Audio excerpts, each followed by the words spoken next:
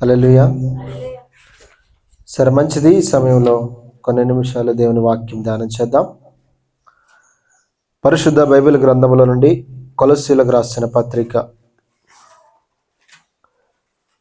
కొలస్సీ పత్రిక 1వ అధ్యాయం 19వ వచనం.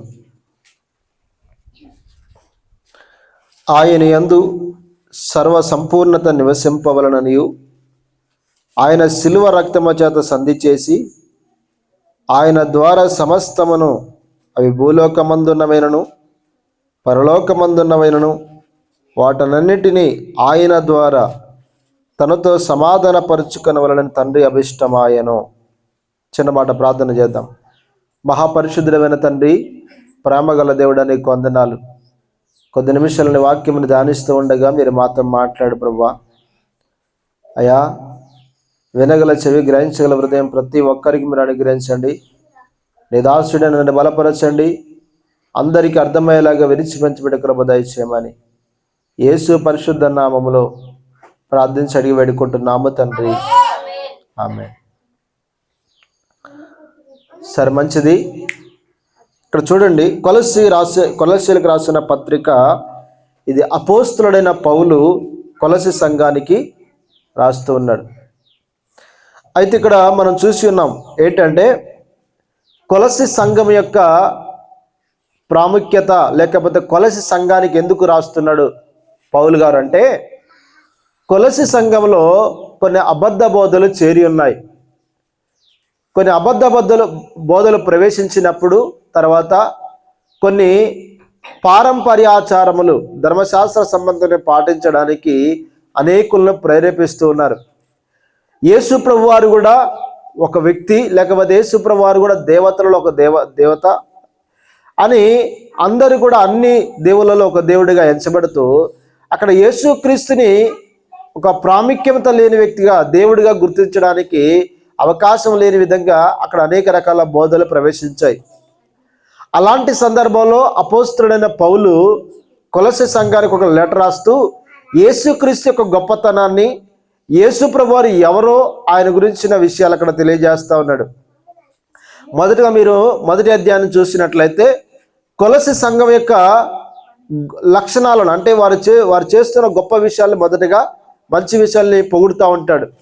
ఇంకా కొలస్సీ సంఘము దేంట్లో అభివృద్ధి చెందాలి, ఇంకా దేంట్లో విస్తరించాలంటే అక్కడ ఒక ప్రార్థన లిస్టే రాస్తూ ఉంటాడు. 9వ అధ్యాయం నుండి దాదాపుగా మనం చూస్తే 13వ వచనం వరకు కూడా, 9వ వచనం నుండి 13వ వచనం వరకు కూడా ఒక లిస్టే రాయబడింది. అక్కడ సంఘము ఏ విషయాల్లో ఎదగాలో, సంఘములో ఎలాంటి లక్షణాలు ఉండాలో అవన్నీ కూడా ఒక లిస్ట్ రాస్తూ వచ్చాడు. తర్వాత చూడండి, 1వ వచనం నుండి 8వ వచనం వరకు కూడా కొలస్సీ సంఘం యొక్క గొప్పతనాన్ని, కొలస్సీ సంఘం దేంట్లో ఫలిస్తూ ఉంది, దేంట్లో అభివృద్ధి చెందుతూ ఉంది, ఎలాంటి లక్షణాలు కలిగి ఉందో ఆ విషయాన్ని రాస్తూ ఉన్నాడు. 9వ వచనం నుండి మనం చూస్తే ఇంచుమించు 12-13 వచనాల వరకు కూడా వాళ్ళు ఏ విషయంలో ఎదగాలి, ఇంకా కొలస్సీ సంఘంలో ఎలాంటి లక్షణాలు ఉండాలి, ఏ విధంగా వాళ్ళు ఎదగాలో అక్కడ రాస్తూ ఉన్నాడు. అర్థమవుతుందా? అంటే తర్వాత మనం చూస్తే 13వ వచనం నుండి కూడా మనం చూసినట్లయితే దాదాపుగా 18వ వచనం వరకు కూడా యేసు ప్రభు వారు ఎవరో, ఆయన గొప్పతనం ఏంటో అక్కడ తెలియజేస్తా ఉన్నాడు. ఆయన ఎవరంటే, ఆయన అదృశ్య దేవుని స్వరూపి అయి సర్వ సృష్టికి ఆది సంభూతుడై ఉన్నాడు. యేసు ప్రభు వారు ఎవరంట?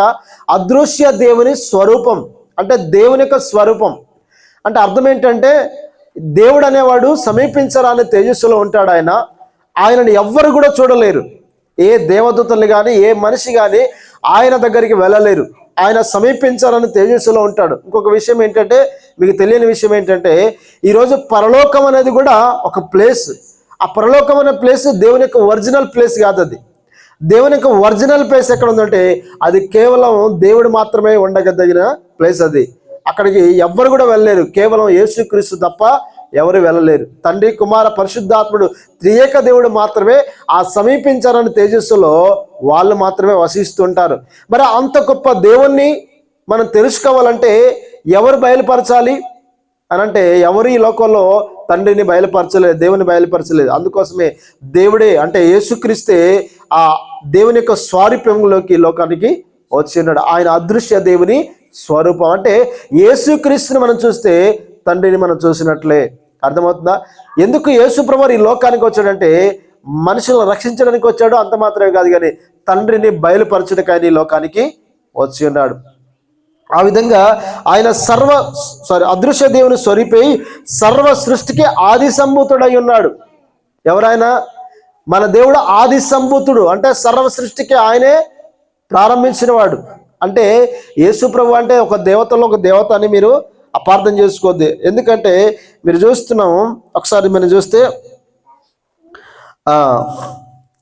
చూడండి 19వ వచనం, 2వ అధ్యాయం 19వ వచనంలో ఒకసారి చూస్తే, అతి వినయాసక్తుడై దేవదూత ఆరాధన ఎందు ఇచ్చ కలిగి తాను చూచిన వాటిని గూర్చి గొప్పగా చెప్పుకొనొచ్చు, తన శరీర సంబంధమైన మనసు వలన ఊరక ఉప్పొంగుచు శిరస్సును హత్తుకొని వాడెవడును మీ బహుమానము అపహరింపనీయకుడి. ఆ శిరస్సు మూలగా సర్వ శరీరము క్రీస్తు కీళ్ళ చేతను నరముల చేతను పోషింపబడినై అతకబడినదై దేవుని వలన కలుగు అభివృద్ధితో వృద్ధి పొందుచున్నది. ఇక్కడ మనం చూస్తే దేవదూత ఆరాధన ఎందుకు ఇచ్చగలిగి ఉన్నారట ఆ సంఘము. అంటే చాలా మంది అబద్ధ బోధలు ప్రవేశించి ఏం చేస్తున్నారంటే మనం పండుగలు ఆచరించాలి, విశ్రాంతి దినాన్ని ఆచరించాలి, పై వచనాలు మీరు చూస్తే అమావాస్యల్ని ఆచరించాలని చెప్పేసి చాలా రకాల బోధలు వస్తున్నాయి. అలాంటి బోధలు వస్తున్నప్పుడు మీరు యేసు ప్రభువారు దేవతల్లో ఒక దేవత కాదు. అర్థమవుతుందా? ఆయన ఎవరంటే ఆయన సర్వ సృష్టికి ఆది సంభూతుడు. ఇంకా మనం చూస్తే ఏలయనగా ఆకాశమందున్నవి భూమి ఎందున్నవి అవి దృశ్యమైనవి కానీ అదృశ్యమైనవి కానీ అవి సింహాసనములను ప్రభుత్వాలను ప్రధానులను అధికారములను సర్వమును ఆయన యందు సృజించబడెను. సర్వమును ఎవరి యందు సృజించబడ్డాయట? ఆయన యందు. అంటే ఈ సర్వ సృష్టికి ఆధారభూతుడు ఎవరంటే యేసు ప్రభువారే. ఈ విశ్వమంతా నడుస్తుందంటే కేవలం యేసుక్రీస్తు ద్వారానే. ఆయనని బట్టి ఆయన ద్వారా ఇవంతా కూడా ఎవరి ద్వారా కలిగిందంట? దేవుని ద్వారా, యేసుక్రీస్తు ద్వారా కలిగింది. కాబట్టి యేసుక్రీస్తు ఆయన ఎవరంటే సర్వోన్నతుడైన దేవుడు అని ఆ సంఘానికి తెలియజేస్తా ఉన్నాడు. ఆ సంఘంలో యేసుక్రీస్తు ఒక మామూలు వ్యక్తి అని లేకపోతే ఒక దేవదత్త అని అనుకుంటున్నారు కదా, మీరు అనుకోవడం అలా పొరపాటు. ఆయన సర్వ సృష్టికర్త అయిన దేవుడు. ఇక చెప్పుకుంటూ వచ్చిన తర్వాత మనం చదువుకున్న లేఖన భాగాలకు వస్తే, ఆయన యందు సర్వ సంపూర్ణత నివసింపవలనని ఆయన సిల్వర్ రక్తము చేత సంధి చేసి, దేని ద్వారా సంధి చేశాడంట? సిల్వర్ రక్తము చేత సంధి చేసి ఆయన ద్వారా సమస్తమును, ఆయన ద్వారా ఎవరి ద్వారా? యేసుక్రీస్తు ద్వారా సమస్తమును. అంటే అర్థం ఏంటంటే మీకు సమస్తం అనే మాట మీకు వినబడగానే మీరు అర్థం చేసుకోవాలి, అది పరలోకమందున్నవి కానీ భూమి కింద ఉన్నవి కానీ లేకపోతే భూమి మీద ఉన్నవి కానీ సమస్తమును ఏం చేయబడాలట? చూడండి, సమస్తమును అనగా అవి భూలోకమందున్నవైనను పరలోకమందున్నవైనను వాటినన్నిటినీ ఆయన ద్వారా, వాటన్నిటినీ కూడా ఎవరి ద్వారా? ఆయన ద్వారా. ఆయన అంటే ఎవరు? యేసుక్రీస్తు ద్వారా ఏం చేయబడాలట? తనతో సమాధాన పరుచుకొనవలనని తండ్రి అభిష్టమాయను. తండ్రి అభిష్టం ఏంటి? తనతో. అంటే ఇప్పుడు పరలోకం ఉన్న వాటికి కానీ భూమి మీద ఉన్న వాటికి కానీ తండ్రితో ఏమీ లేదంట? సమాధానం లేదు. ఎందుకు సమాధానం లేదంటే ఒక్క మానవుడు పాపం చేయడం వల్ల ఈరోజు మనిషి శపించబడ్డాడు, ఈ సర్వ సృష్టి కూడా శపించబడింది. కాబట్టి ఈ సమస్తం కూడా శాపగ్రస్తంలోకి వెళ్ళింది. కాబట్టి ఇప్పుడు ఈ శాపగ్రస్తమైంది దేవునితో సమాధాన పడాలంటే సమాధాన పడలేదు. పడుతుందా? పరిశుద్ధునికి అపవిత్రునికి పొత్తుంటుందా? వెలుగుకి చీకటికి ఏమైనా పొత్తుంటుందా? ఉండదు కదా. అంటే సమాధానం అనేది దూరం అయిపోయింది. అవునా కదా? ఇప్పుడు ఏదైనా తోటలో ఆదాము తప్పు చేయగానే ఏమైపోయింది? దేవునితో సంబంధాన్ని కోల్పోయాడు కదా, దేవునితో సహవాసాన్ని కోల్పోయాడు. మరి ఈ సహవాసం మరలా కలపబడాలి, సహవాసం మరలా ఏర్పడాలంటే ఏం కావాలి? ఏం కావాలంటే విమోచన జరగాలి, ప్రాయశ్చిత్తం జరగాలి. ఒకవేళ మీకు డౌట్ రావచ్చు, ఏదైనా తోటలో ఆదాము తప్పు చేసినందుకు ఇంత యేసుప్రభు ఎందుకు ఈ లోకానికి రావాలి, యేసుప్రభు శిల్వ రక్తం ఎందుకు గార్చాలి అలా డౌట్ ఏమైనా వచ్చిందా? దేవుడు క్షమించు కాక అంటే ఈ ప్రపంచం అంతా కూడా క్షమించబడుతుంది కదా, ఒక మాట అంటే సరిపోతుంది కదా. ఆయన రావడం ఎందుకు, ఆయన ఈ లోకంలో చనిపోవడం ఎందుకు, ఆయన రక్తం గార్చడం ఎందుకు, తిరిగి లేవడం ఎందుకు, ఇదంతా ప్రాసెస్ ఎందుకు? యేసుప్రభుకి అసాధ్యమైన ఏది లేదు కదా. ఒక మాట అందరూ కూడా క్షమించబడుతుంది కాకని దేవుడు ఒక మాట అంటే సరిపోతుంది కదా? సరిపోతుందా లేదా? మీకు వచ్చిందా ఈ ప్రశ్న ఎప్పుడైనా? ఇంత ప్రాసెస్ అవసరమా? ఒక్కసారి దేవుడు క్షమించను కాకంటే అందరు మారిపోతారు కదా, అందరు పరలోక రాజ్యం పోతారు కదా, అవునే కదా? ఎంత ఈజీ! ఇవన్నీ కష్టాలు ఇవన్నీ ఉండకపోయేది మనకు కదా, అవునే కదా? కాబట్టి ప్రియమైన బిడ్డలారా గమనించండి. ఒక ఉదాహరణ మీకు చెప్తాను. ఒక పాశ్చాత్య దేశంలో ఒక సహోదరి డ్రింక్ వేసి బాగా తాగేసి స్పీడ్గా డ్రైవింగ్ చేసుకుంటూ వచ్చేసి ఒక ఇద్దరిని గుద్దేసి చంపేసింది. చంపేయగానే ఆమెను తీసుకెళ్ళి ఏం చేశారంటే జైల్లో పెట్టేశారు. జైల్లో పెట్టిన తర్వాత రేపటి దినాన తీర్పు జరగబోతుంది.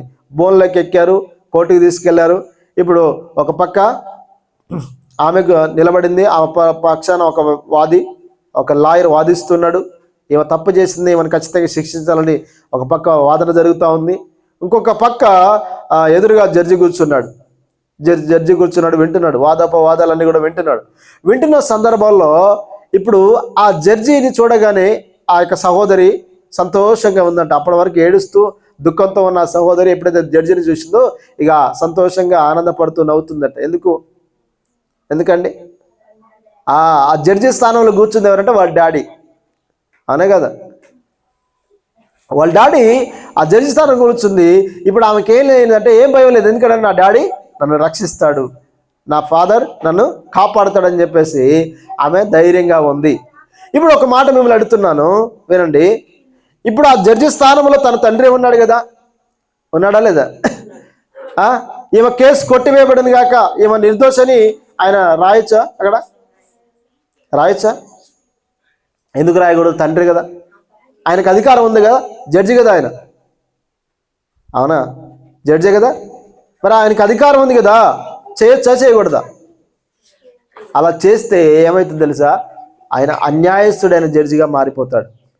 అక్కడ న్యాయవంతుడిగా కనబడాడు, అన్యాయస్తుడైన జడ్జిగా కనబడతాడు.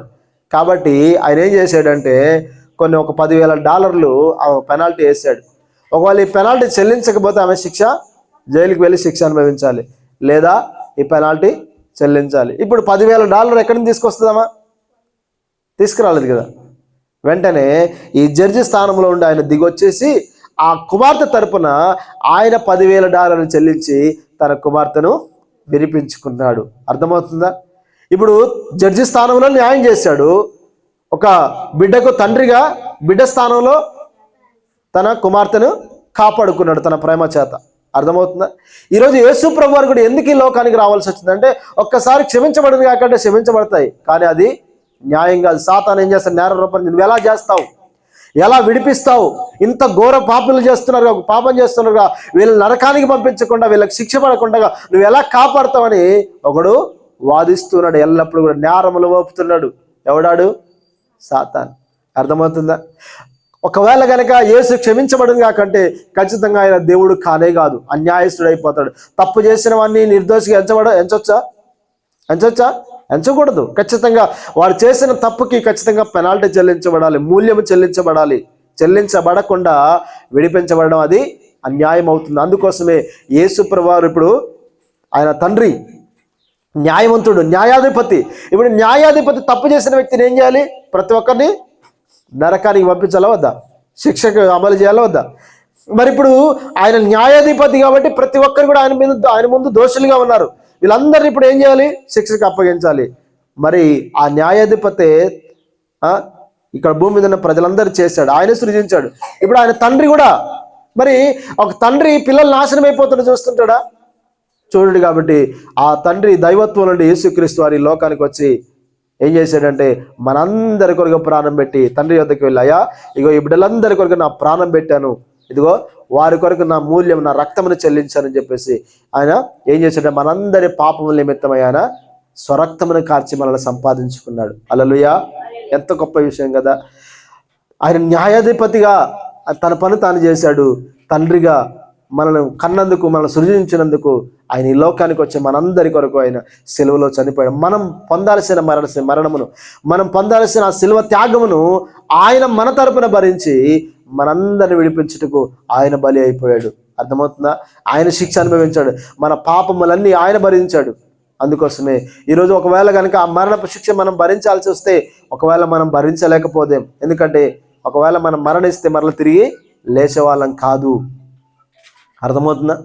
కాబట్టి ప్రియ దేవుని బిడ్డలారా, ఇప్పుడు సిల్వ రక్తం చేత సంధి చేశాడు. ఏం సంధి చేశాడు? తండ్రికి మానవులందరికీ కూడా, సృష్టికి సమస్తానికి కూడా ఇప్పుడు తండ్రితో ఏం చేసి సమాధాన పరచడానికి యేసు ప్రభువారు ఈ లోకానికి వచ్చాడు. ఆయన ద్వారా చూడండి, అక్కడ ఏమంటాడు చూడండి.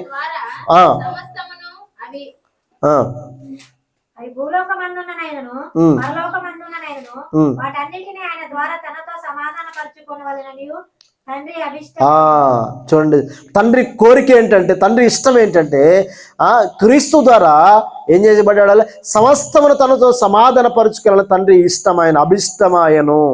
అంటే ఇప్పుడు పరలోకంలో ఉన్న దేవదూతలు కూడా లోపం కలిగిన వారే. వాళ్ళు కూడా దేవునితో సమాధాన పరచబడాలంటే ఖచ్చితంగా ఏం కావాలి? సిల్వర్ రక్తం కావాలి. అర్థమవుతుందా? ఈ సిల్వర్ రక్తం ద్వారానే ఈ భూమి మీద సృష్టి కావచ్చు, పరలోకంలో దేవదూతలు కావచ్చు, సమస్తం కూడా తండ్రితో సమాధాన పరచబడాలంటే క్రీస్తు ఈ లోకానికి రావాల్సిందే. క్రీస్తు మనందరి కొరకు రక్తం కార్చాల్సిందే. చూసారా, ఈరోజు నశించుతున్న వారికి సిలువను గురించిన వార్త వెర్రితనం కానీ, రక్షించబడుతున్న మనకు దేవుని శక్తి అది. ఈరోజు చాలా మంది ఆ సిలువ సువార్తను చెప్తుంటే అనేకులు తృణీకరిస్తున్నారు, వ్యతిరేకిస్తున్నారు. ఈరోజు సిలువకు అపాత్రులుగా, సిలువకు శత్రులుగా మారుతున్నారు. కానీ ఈరోజు మనందరికీ అది దేవుని శక్తి. అర్థమవుతుందా? కాబట్టి ప్రియదేవుని బిడ్డలారా, తండ్రి ఇష్టం ఏంటంటే, తండ్రి కోరిక ఏంటంటే మనందరిని తనతో సమాధాన పరుచుకోవాలి. మరలా మనం అందరం కూడా ఆ తండ్రితో సాహసం చేయాలి. మరలా మనం అందరం కూడా పరలోక రాజ్యం వెళ్ళి తండ్రితో లేకపోతే కుమారుడితో యుగ యుగాలు జీవించాలనేది తండ్రి కోరిక. అందుకోసమే సిల్వ రక్తము చేత సంధి చేసి, దేంతో సంధి చేశాడట? సిల్వ రక్తము చేత. అందుకోసమే అపోస్తుల కార్యములను ఒక మాట అంటాడు, తన స్వరక్తమించి సంపాదించిన సంఘము. మనం అందరం ఎవరు మనం అందరం? తన స్వరక్తమించి సంపాదించిన సంఘము. ఆయన న్యాయాధిపతిగా న్యాయం తీర్చాడు. అదేవిధంగా ఆ న్యాయం ఎవరిపై పడింది తెలుసా? ఎవరిపై పడింది? ఆయన తండ్రి న్యాయాధిపతి కదా, శిక్షించాలి కదా. ఆ శిక్ష ఎవరిపై పడింది? యేసుక్రీస్తుపై పడింది. అవునా కదా? మనందరికి విధించాల్సిన శిక్ష ఆయనపై పడింది. అర్థమవుతుందా? అంటే ఈరోజు తండ్రి యొక్క త్యాగం కూడా అక్కడ కనబడుతాడు. తన సొంత కుమారుడిని ఎవరి కొరకు ఇచ్చాడు? మన కొరకు బలిగా అర్పించాడు. మట్టి మనుషులమైన మన కొరకు, ఉనికి లేని మన కొరకు ఆయన ఏం చేశాడు? తన సొంత కుమారుడిని మన కొరకు చంపేయడానికి కూడా సిద్ధపడ్డాడు దేవుడు. అంటే చూడండి, తన సొంత కుమారుడు, జనిత కుమారుడు మన కొరకు ఇచ్చాడంటే మనం దేవుని దృష్టిలో ఎంత విలువైన వారో ఒకసారి అర్థం చేసుకోండి. ఈరోజు చాలా మంది దేవుని పట్ల కానీ, దేవుని యొక్క కృప పట్ల కానీ నిర్లక్ష్యంగా ఉంటున్నారు, చాలా అజాగ్రత్తగా ఉంటున్నారు. ఈరోజు నువ్వు ఎంత స్పెషల్ నీకు అర్థమవుతే ఎన్నడూ కూడా నువ్వు దేవుని విడిచిపెట్టవు, ఎన్నడూ కూడా దేవునికి దూరం కావు, ఎన్నడూ కూడా దేవుని యందు విశ్వాసం ఉంచకుండా ఎన్నడూ కూడా నువ్వు ఉండలేవు. మనం ఎంత స్పెషల్ అంటే తన జనితైక కుమారుని ఈ లోకానికి పంపించాడు ఆయన కదా. ఇంకా చూద్దాం, కిందికి చూద్దాం. మరియు గతకాలమందు దేవునికి దూరస్తులను. మనం అందరం ఎవరంట? గతకాలమందు ఎవరు దేవునికి దూరస్తులం. మనం ఎందుకు దూరం అయిపోయాం? ఎప్పుడైతే ఏదైనా తోటలో దేవునికి వ్యతిరేకంగా పాపం జరిగిందో ఆదం ఏమైపోయాడు? ఆదమవులు దాక్కున్నారా? యేసుప్రభు దేవుని ఎదురికి వచ్చారా? దేవుని దూరం అయిపోయారా? దగ్గర అయ్యారా? అప్పటి వరకు దగ్గరగా ఉన్న వాళ్ళు ఎప్పుడైతే పాపం ప్రవేశించిందో వెంటనే దేవునికి దూరస్తులైపోయారు.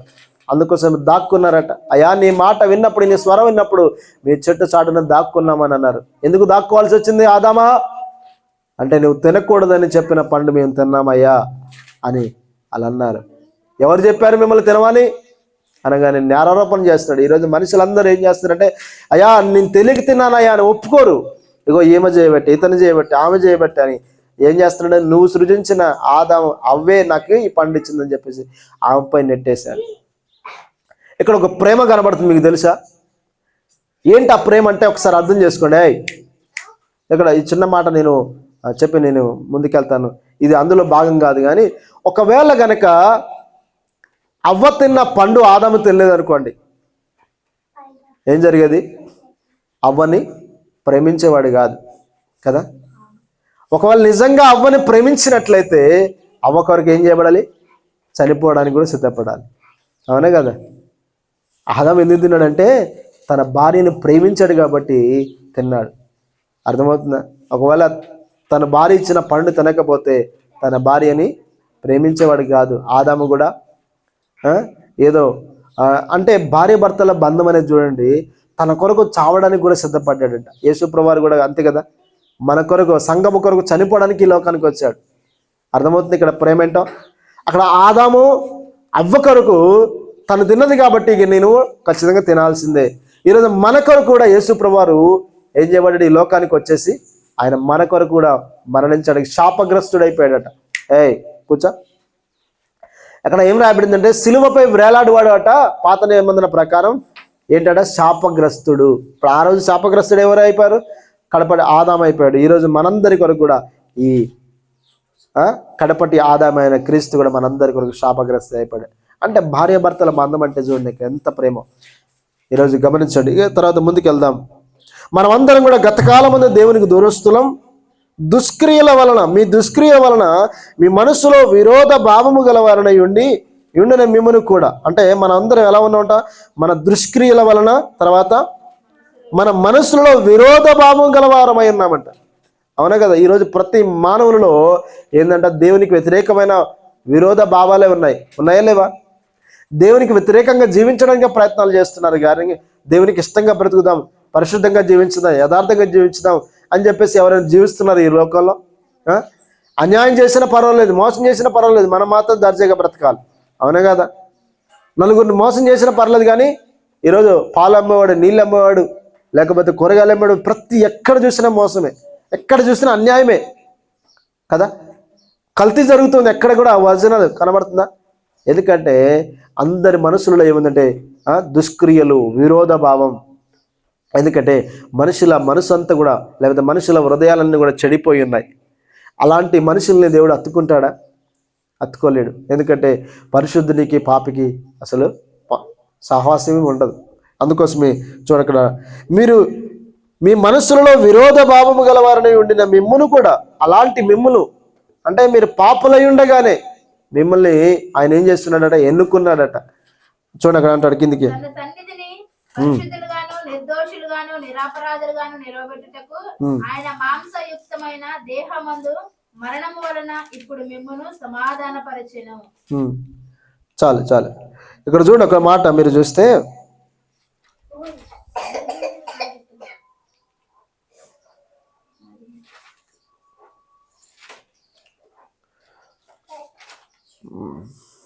ఒక్క నిమిషం. సరే, ఏంటంటే నేను చెప్పదలుచుకున్న మాట ఏంటంటే, మనం అందరం కూడా పాపులమై ఉండగానే యేసు ప్రభువారు మన కొరకు చనిపోయాడు ఆయన. అందుకోసం ఇలాంటి మనల్ని కూడా ఏం చేయాలనుకున్నాడట ఆయన, తన సన్నిధి అంటే పరలోక రాజ్యంలో దేవుని మీద నిలబడడానికి ఎలా ఉండాలంటే మనం పరిశుద్ధులుగా, తండ్రి యొక్క అభిష్టం ఏంటంటే పరిశుద్ధులుగాను నిర్దోషులుగాను, ఏ దోషము లేని వారిగా. ఈరోజు మనం అందరం కూడా దేవుని దృష్టిలో దేవునికి వ్యతిరేకంగా తప్పు చేసి పాపం చేస్తున్నాం కాబట్టి దోషులమే.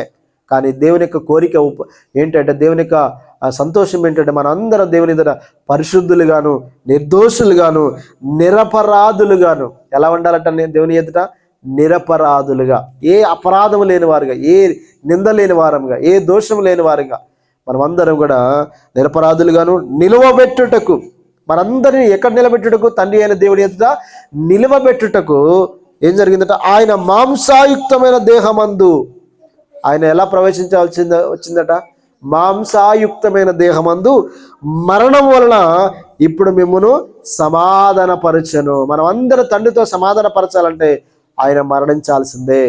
ఆయన మరణిస్తేనే, ఆ మరణము ద్వారా మన పాపములన్నీ శిక్ష వేయబడితేనే మనం తండ్రితో సమాధానపరచబడతాం. అర్థమవుతుందా? ఎందుకు ఈ మాట చెప్తున్నానంటే, గుర్తుపెట్టుకోండి ఒక్కటే, ఇక్కడ మీకు మరణం అంటే అర్థం కావాలి. మనందరం పాపం చేస్తాం, పాపం వల్ల వచ్చే జీతం ఏంటి? మరణం. కాబట్టి పాపం చేసిన ప్రతి ఒక్కరు చనిపోవాలా వద్దా? చనిపోవాలి. మరి చనిపోతే మనం అందరం ఒకవేళ కనుక చనిపోతే లేస్తామా? తిరిగి లేస్తామా? ఎందుకు లేవాం? మనలో పాపం ఉంది కాబట్టి తిరిగి లేవలేము. అందుకోసం మనందరి కొరకు యేసు ప్రభువు ఈ లోకానికి వచ్చేసి మన పాపములను ఆయనపై వేసుకొని మన తరపున ఆయన మరణించాడు. ఇప్పుడు ఏం జరిగింది? మన పాపములకు ప్రాయశ్చిత్తం జరుగుతుందా లేదా? మరణించాడు. ఇప్పుడు ఆయన మరణించాడు, మరణానికి శిక్ష విధించిన తర్వాత ఏం జరిగిందంటే ఇప్పుడు ఆయన తిరిగి లేచాడు. ఎందుకు లేచాడంటే ఆయనలో పాపము లేదు. ఆయనపై పాపం పడింది కానీ ఆయనలో పాపం లేదు. గుర్తుపెట్టుకోండి. అర్థమవుతుందా? ఇప్పుడు యేసు ప్రభువారు శోధించబడ్డాడు అన్నాం కదా. శోధన బయట నుంచి వచ్చిందా, తన నుండి వచ్చిందా?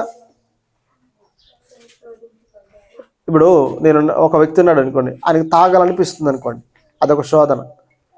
లేదా బయట వాడు వచ్చి అరే తాగుదాను అని చెప్పేసి అన్నాడు అనుకోండి, అది కూడా ఒక శోధన. ఇప్పుడు ఈ రెండు శోధనలకు తేడా ఉంటుంది. ఇప్పుడు తన హృదయాంతరంగంలోకి ఒకవేళ వస్తే కనుక అతను కూడా పాపే. ఎందుకంటే పాప స్వభావం ఉంది కాబట్టి ఆ శోధన వస్తుంది, తాగాలన్నది లేకపోతే ఇంకేదన్నా చేయాలని. బయట నుంచి వచ్చే శోధన కూడా ఉంటుంది. ఇప్పుడు ఈ రెండిట్లో ఒకవేళ యేసు ప్రభువుని కూడా తను కూడా శోధించబడ్డాడు అనుకోండి, తన స్వతహాగా తన హృదయాంతరంగం, ఆయన కూడా పాపేనంటే కదా. పాప స్వభావం ఉంటేనే శోధించబడతాడు. కానీ ఎన్నడూ కూడా తన హృదయాంతరంగులను ఆయన శోధించబడలేదు. ఎందుకంటే ఒకవేళ అలా శోధించబడితే కూడా ఆయనలో పాపం ఉన్నట్టే. మరి ఆయన ఎలా శోధించబడంటే బయట నుంచి శోధించబడ్డాడు. అర్థమవుతుందా? కాబట్టి ప్రియదేవుని బిడ్డలారా గమనించండి. ఇక్కడ మీరు అర్థం చేసుకోవాల్సింది ఏంటంటే ఇప్పుడు మరణం వల్ల ఏం చేశాడంట? ఇప్పుడు మిమ్మల్ని సమాధానపరిచెను. అందుకోసం ఆయనలో పాపము లేదు కనుకనే ఆయన తిరిగి లేచాడు. మరణం ఆయన బంధించి ఉంచుట అసాధ్యం. అపోస్తల కార్యములు 2వ అధ్యాయం, అపోస్తల కార్యములు 2వ అధ్యాయం తీసారా? 2వ అధ్యాయం 24వ వచనం. మరణము ఆయనను బంధించి ఉంచుట అసాధ్యము గనుక దేవుడు మరణ వేదనలు తొలగించి ఆయనను లేపెను. చాలు. మరణము ఆయనను బంధించి ఉంచుట అసాధ్యము. ఎందుకు అసాధ్యం? చెప్పండి. ఎందుకు అసాధ్యం అంటే మరణానికి బలం లేదు. ఏం బలం లేదు? ఎందుకు అసాధ్యం అంటే ఆయనలో పాపము లేదు గనక ఈరోజు మరణం ఆయనను బంధించి ఉంచుట అసాధ్యం. ఈరోజు చనిపోయిన వారందరూ సమాధిలో ఉన్నారు. కారణం ఏంటంటే పాపం వాళ్ళందరూ ఏం చేసిందట? ఇలా పట్టుకుంది. కానీ యేసు ప్రభువుని పట్టుకోలేదు. ఎందుకంటే ఆయనలో పాపము లేదు గనక. అందుకోసమే ఆయన తిరిగి లేచాడు. అందుకోసమే ఇప్పుడు మనం అందరం కూడా తండ్రితో ఆయన యందు విశ్వాసం ఉంచిన వారందరూ కూడా ఏమైపోతున్నారంటే ఆయన పొందిన మరణంలో పాలు పొందుతున్నారు. ఆయన లేచిన పునరుత్థానంలో అందరూ కూడా పాలు పొందుతున్నారు. ఇప్పుడు అందరం కూడా తండ్రితో సమాధానపరచడానికి యోగ్యత మనకు దొరికింది. అర్థమవుతుందా?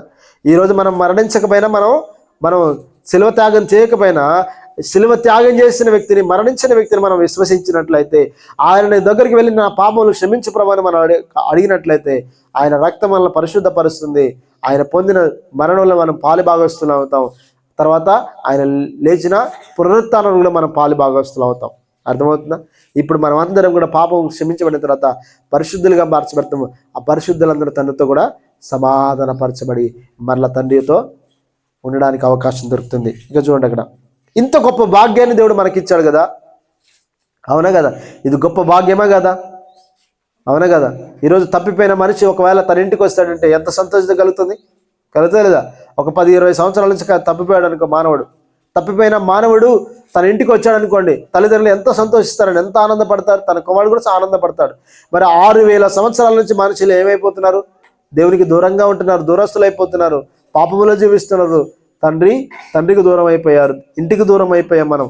ఇప్పుడు మనం మళ్ళీ ఇంటికి వెళ్ళాలంటే మన మధ్యవర్తి ఎవరు? యేసుక్రీస్తు వారే మన ఇంటికి చేర్చువాడు. మరలా కొలత లేని ఆనందం, కొలత లేని మహిమ, కొలత లేని సంతోషాన్ని పొందబోయే రోజులు రాబోతున్నాయి. మన ఇంటికి మనం వెళ్ళబోతున్నాం. ఇది టెంపరీ మాత్రమే. ఈ భూమి మీద ఉన్న నివాసాలన్నీ కూడా, ఈ భూమి మీద ఉన్న జీవితం అంతా కూడా ఎంతకాలం ఉంటుంది? టెంపరీ మాత్రమే. మన స్వాస్థ్యం పరలోక రాజ్యంలో ఉంది. మన నిత్యమైన గుడారం పరలోకమందు ఉంది. మన తండ్రి మన కొరకు వెయిట్ చేస్తా ఉన్నాడు. హల్లెలూయా. కాబట్టి ఇక్కడ చూడండి, అక్కడ అంటాడు ఇంత గొప్ప భాగ్యాన్ని మనకి ఇచ్చాడు. కాబట్టి మీరు ఏం చేయాలట? పునాది మీద కట్టబడిన వారై స్థిరముగా ఉండి. మీరు ఎలా ఉండాలి? ఇప్పుడు మీరు పునాది మీదగా కట్టబడిన వారిగా స్థిరముగా ఉండాలి. అర్థమవుతుందా? మీ విశ్వాసం తొనికిసలాడొద్దు, మీ విశ్వాసం సన్నగిల్లిపోవద్దు, మీ యొక్క ఆత్మీయత పడిపోవద్దు. మీరు స్థిరంగా నిలబడాలి క్రీస్తులో. బండ మీద కట్టబడిన ఇల్లు ఎట్లయితే స్ట్రాంగ్గా ఉంటుందో మీరు కూడా క్రీస్తు అనే పునాది మీద కట్టబడుతున్నారు కాబట్టి మీరు స్థిరంగా ఉండాలి. తర్వాత మీరు విన్నట్టు ఆకాశము క్రింద ఉన్న సమస్త సృష్టికి ప్రకటింపబడినట్టు, మీరు విన్న సువార్త కానీ ఆకాశం క్రింద ప్రకటింపబడిన సమస్త సృష్టికి ప్రకటింపబడిన ఈ సువార్త వలన కలుగు. దేనివల్ల మనకి నిరీక్షణ కలుగుతుంది? దేని వలన కలుగుతుంది చెప్పమ్మా? దేని వల్ల కలుగుతుంది మనకి నిరీక్షణ? ఈ సువార్త. ఏ సువార్త? సువార్త అంటే అర్థం ఏంటి? యేసుక్రీస్తు జనన మరణ పునరుత్థానం తెలియజేయడమే సువార్త. ఏంటి ఆ సువార్త అంటే? యేసుక్రీస్తు నీ కోసం ఈ లోకానికి వచ్చాడు ఆయన. యేసుక్రీస్తు నీ పాపముల కొరకు చనిపోయాడు ఆయన. యేసుక్రీస్తుకు నీ కొరకు తిరిగి లేచాడు. ఇప్పుడు నువ్వు ఆయన యందు విశ్వాసం ఉంచినట్లయితే, నువ్వు ఆయన నమ్ముకున్నట్లయితే ఖచ్చితంగా ఈ సువార్త మరలా నీకు నిరీక్షణ కలుగజేస్తుంది. ఏంటి ఆ నిరీక్షణ అంటే? యేసు ప్రభువు వారు త్వరగా రాబోతున్నాడు. త్వరగా రాబోతున్నాడు. ఆయన రెండవ రాకడగా ఆయన రాబోతున్నాడు. తనను విశ్వసించిన వారందరినీ పరలోక రాజ్యాన్ని తీసుకెళ్ళడానికి ఆయన త్వరగా రాబోతున్నాడు. ఈ సువార్తను బట్టి ఏం చేయబడాలంట మీరు? చూడండి, ఈ సువార్త వలన కలుగు నిరీక్షణ నుండి తొలగిపోక. ఈ సువార్త వలన మనకి ఏం కలుగుతుంది? యేసుక్రీస్తు త్వరగా వస్తాడు, నేను త్వరగా ఆయన్ని ఎదుర్కోబోతున్నాను, నా పరలోక రాజ్యానికి నా తండ్రి ఇంటికి చారబోతున్న నిరీక్షణతో ఈరోజు మనం అందరం బ్రతుకుతున్నాం. అవునా కదా? ఇప్పుడు హైదరాబాద్లో ఒక పిల్లవాడు చదువుకుంటున్నాడు అనుకోండి. చదువుకుంటున్నాడే, సెలవులు వచ్చాయి, ఒక 10 days హాలిడేస్ వచ్చాయి. తండ్రి ఫోన్ చేశాడు, కుమారుడా నేను వస్తున్నాను అనగానే కుమారుడు ఏం చేస్తుంటే అక్కడ నుంచి వెయిట్ చేస్తున్నాడు నా తండ్రి కొరకు. కుమారుడు ఆతృతగా ఎదురు చూస్తాడు. అప్పుడు నా ఇంటికి వెళ్తున్నాను. సంతోషంగా ఉంటాడా, దుఃఖంతో ఉంటాడా? హాస్టల్లో ఉన్న పిల్లల్ని అడగండి, ఇంటికి వెళ్తున్నవాడు చాలు క్షణాల్లో సర్దేసుకుంటారు. ఎందుకంటే ఇల్లు అంటే అంత సంతోషం, ఇల్లు అంటే అంత ఆనందం. అవునా కదా? హల్లెలూయా. ఈరోజు మరి ఒక్క మాట మిమ్మల్ని అడుగుతున్నాను, ఈరోజు ఉన్న విశ్వాసులందరికీ అలాంటి సంతోషం ఉందంటారా? చర్చికి రావాలంటే భారం, ప్రార్థన చేయాలంటే భారం కదా. ఈరోజు నేను ఇంటికి వెళ్ళాలన్న సంతోషం ఈరోజు ఎవరికి లేదు. ఈరోజు ఆ నిరీక్షణ మనకుంది. ఎందుకంటే యేసయ్య త్వరగా వస్తాడు, నేను నా ఇంటికి వెళ్తాను. అందుకోసం ప్రకటన గ్రంథం అంటాడు, మరణాత త్వరగా రమ్మయ్యని కొంతమంది భక్తులు ఎదురు చూస్తారంట. నిజమైన భక్తులంట ఈ లోకంలో జీవించకుండా, ఈ లోకంలో ఈ యొక్క పాడు లోకంలో జీవించలేకుండా ఏం చేస్తూ ఉంటారంటే, అయ్యా నువ్వు త్వరగా రాయ్యా, నన్ను తీసుకెళ్ళాయని చెప్పేసి వాళ్ళు ప్రార్థన చేస్తుంటారు. మనం మాత్రం అయ్యా ఇంకొంచెపు వెయిట్ చేయ, కొంచెపు ఉండయ్యా, అక్కడనే ఉండు. ఎందుకు? మనం మారలేదు కదా, మన బ్రతుకులు మారలేదు కదా, మన స్థితి మారలేదు కదా, మన బుద్ధి మన ప్రవర్తన మారలేదు. కాబట్టి ఒకవేళ ఆయన వస్తే మనం తప్పిపోతాం, నరకానికి పోతాం ఏమని చెప్పేసి ఇంకా ఈ లోకంలో ఉన్న పాప కోరికలు, పాప ఆలోచనలు మనం తీర్చుకోవాలి. కాబట్టి నువ్వు కొంచెం వెయిట్ చేయని చెప్పేసి అంటారట. ఎవరు? నామకార్థులు. కానీ నిజమైన భక్తులు పౌలు కానీ ఏమన్నారు తెలుసా? బ్రతుకుట క్రీస్తే, చావైతే లాభం అన్నారు వాళ్ళు. ఎందుకు ఆ లాభం? హాస్టల్లో పిల్లవని అడగండి, ఇంటికి వెళ్తున్నామంటే ఈరోజు సంతోషంగా ఉన్నా దుఃఖంగా ఉన్నామంటే ఎంతో సంతోషంగా, ఎప్పుడు పోదామా, ఇప్పుడు ఇక్కడ క్షణంలో లేచి అక్కడ వాళ్తే బాగుండు అనుకుంటారు కొంతమంది.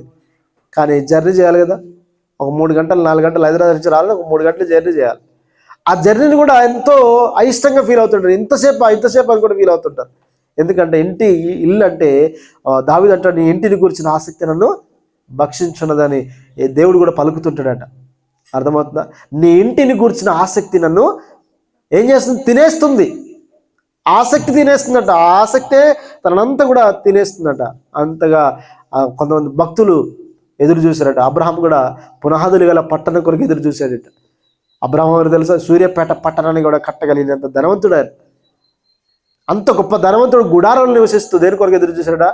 పునాదులు గల పట్టణం కొరకు ఎదురు చూశాడు. దర్శనంలో చూశాడేమో, మరి దేవుడు చూపించాడేమో. నిజమైన భక్తులు చూపిస్తాడు ఆ పరలోక రాజ్యం, ఆ పరలోక యెరూషలేముని, ఆ పట్టణాన్ని కూడా చూపిస్తాడు నిజంగా. ఎవరికి? నిజంగా ఆ పట్టణం కొరకు, తన కొరకు ఎదురు చూసే వారందరికీ కూడా ఆ దృశ్యాలు దేవుడు చూపిస్తాడు. మనకు చూపించట్లే. మనకి ఎప్పుడు చూసినా ఏవేవో వస్తుంటాయి, రకరకాల కళలు, రకరకాల ఆలోచనలు వస్తుంటాయి. ఎందుకు? మన దృష్టి అంతా దేని మీద పోయింది? భూ సంబంధమైన దాని మీదే మన దృష్టి ఉంది. కానీ మన దృష్టి ఎక్కడ ఉండాలి? పరలోక సంబంధమైన దాని మీద ఉండాలి. అందుకోసం ఆ భక్తులందరూ కూడా అలా కన్నులతో అదృశ్యమైన వాటిని చూశారట కదా. ఎంత గొప్ప భాగ్యం అండి.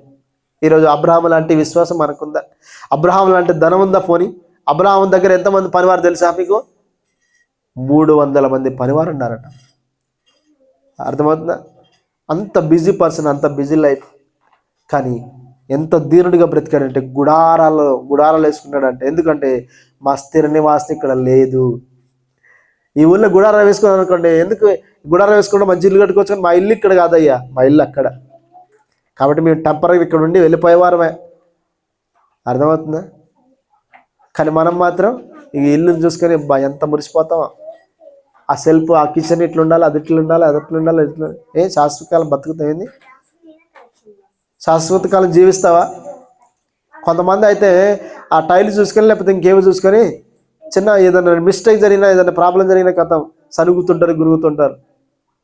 పిల్లలు టాయిలెట్ పోసినా ఇంకేదైనా చేసినా కూడా సనుక్కుంటారు. ఎందుకంటే వాళ్ళ హృదయం అంతా ఎక్కడుంది? ఆ టైల్స్ పైన ఉంటుంది. వాళ్ళ హృదయం అంతా ఎక్కడ ఉంటుంది? ఆ వస్తువుల పైన ఉంటుంది. కాబట్టి ఆ వస్తువులకి ఏమైనా జరిగిందనుకో ఆ హృదయం చితికిపోతుంది. కానీ మన హృదయాలు ఎక్కడ ఉండాలి? పరలోకంలో ఉండాలి. నీ హృదయం ఎక్కడ ఉండదు? నీ ధనం ఎక్కడ ఉండునో నీ హృదయం ఎక్కడ ఉండదు. మన ధనం అంతా ఎక్కడుంది?